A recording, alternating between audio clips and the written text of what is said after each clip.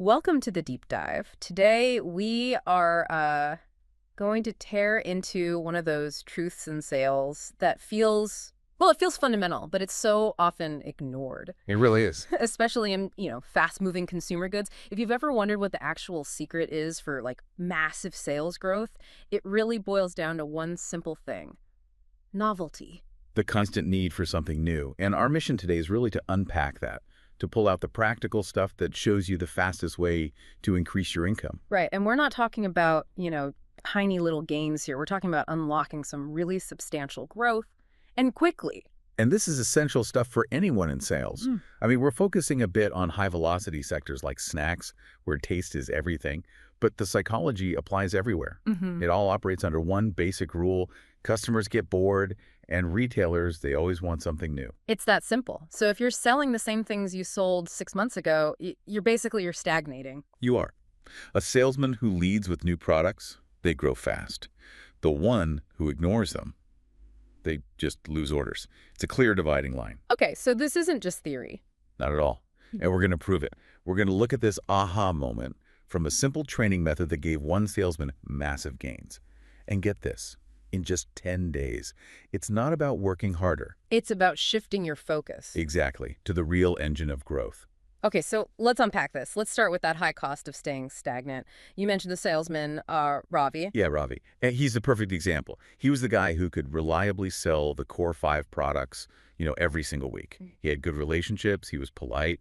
He was doing his job, basically, taking repeat orders. He was maintaining. But that was the problem. He was treating his job as maintenance, not growth.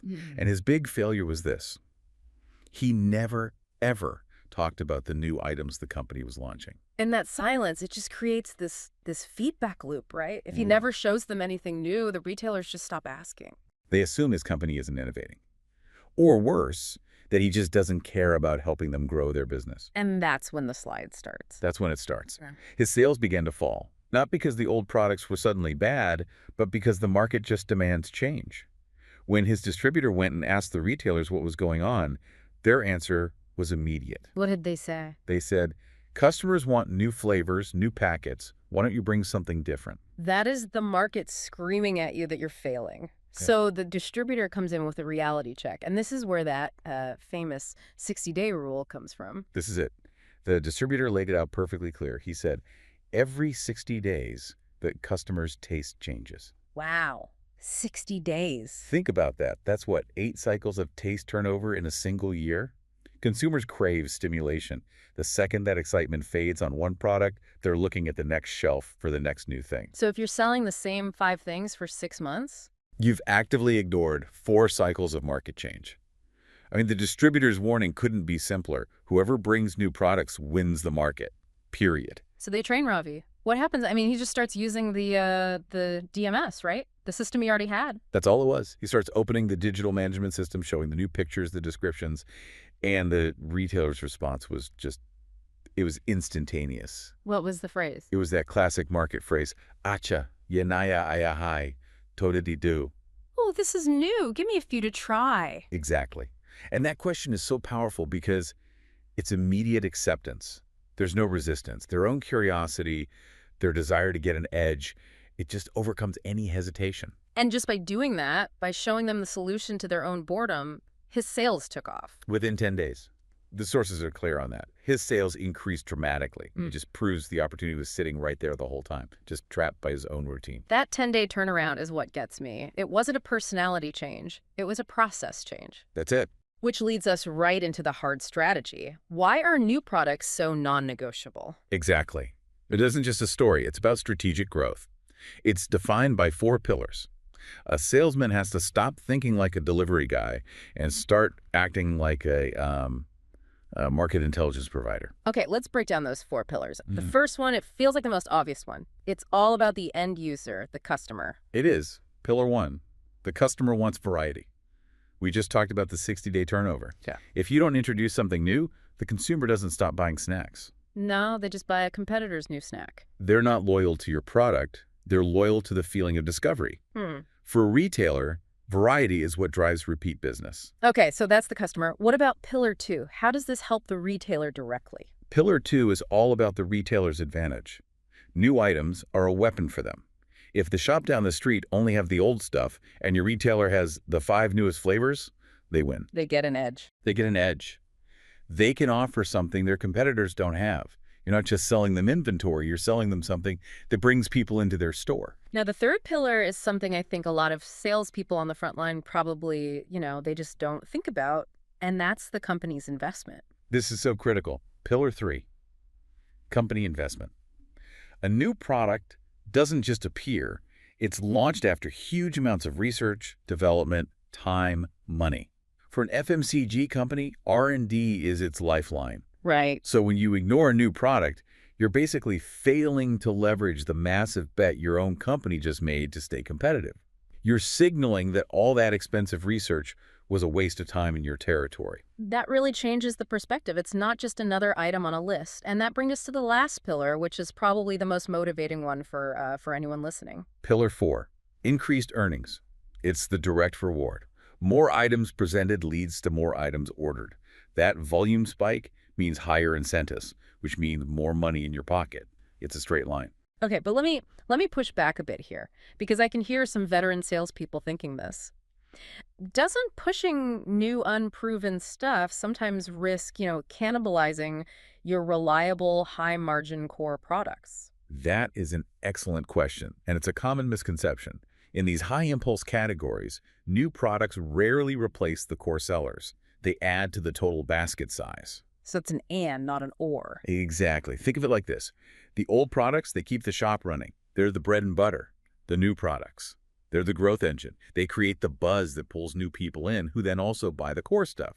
The real risk isn't cannibalization. It's your competitor stealing that extra sale you failed to offer. Which brings us to this really concise formula we pulled from the material. It's the sales formula. Yeah. Oldie products keep the shop running. New W products grow the shop. The best salespeople, they sell both. Master the transition between the two and you win. Okay, so we've established the why. Let's get really practical. Let's pivot to the how, the tactical playbook. Because it's not enough to know you should do it. You need a process. A professional, structured, 6-step method that secures the order every time.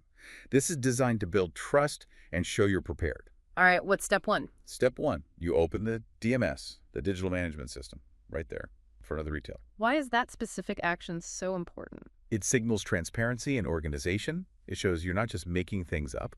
You're using technology to manage their business properly. Okay, so DMS is open. Step 2. Show clear product pictures. This is non-negotiable. Packaging sells. Good, appealing visuals help the retailer literally picture the item on their own shelf. That's half the sale made right there. Okay, makes sense. Step 3. Detail the flavor, the taste, and this is crucial. Any existing customer demand you're already seeing elsewhere. You're not just a salesman at this point. You're a market intelligence expert. You're reporting back from the front lines. Love that. Step 4 is about the money, right? Always. Clearly communicate their margin. Walk them through any introductory schemes or deals. A retailer's decision is almost always about profitability. So be explicit about their return on investment. Okay, and then step 5. This feels like the key moment, the actual ask. It's the psychological masterstroke. You don't ask, do you want to stock this? That's a yes or no question that invites a no. Right. You phrase it as a small, low-risk trial. The source gives us the perfect line. Sir, shall I give two pieces of each to try? The power of two pieces. It's brilliant because it minimizes the risk in the retailer's mind. They think, what's 2 pieces? If they don't sell, I've lost almost nothing. But those 2 pieces get the product on the shelf. And once it's there, it has a chance to sell itself. It's the foot-in-the-door technique for inventory. And finally, step 6. Step 6, take the order immediately, right there in the DMS. Don't write it on a notepad and say you'll enter it later. Seal the deal while the enthusiasm is there. Process it digitally, professionally, right then and there. The whole process, from opening the DMS to that low-risk trial, it just screams professionalism. It builds trust. It signals you're a partner, not just pushing product. But let me ask a practical question. If a salesman is visiting, dozens of shops a day, is this full 6-step process realistic for every single one? Or is this just for the big accounts? That's a great question. The principle is adaptability. For your small, quick-stop accounts, you might condense it. But steps 1, 2, 5, and 6 are the bare minimum. Show the picture, offer the trial, take the order. And for the bigger clients? For your major accounts, you absolutely must do the full 6 steps. You have to spend time on the market demand and the margin breakdown. You tailor the depth, but you never, ever skip presenting what's new. So what does this all mean for the long game? It sounds like your entire relationship with the retailer changes. That is the ultimate takeaway from this deep dive. A salesman who consistently brings new products. They become the favorite of the retailer. You stop being the order taker. You become their source of innovation, their source for profit. You're the one helping their business grow. And that cycle just feeds itself. New products create new business means higher commissions, and that builds a successful career. It Yeah. all starts with presenting what's next. Which I guess leaves you with one final thought to, sort of mull over on your own. Go on. We've established that the old products, they just keep the shop running.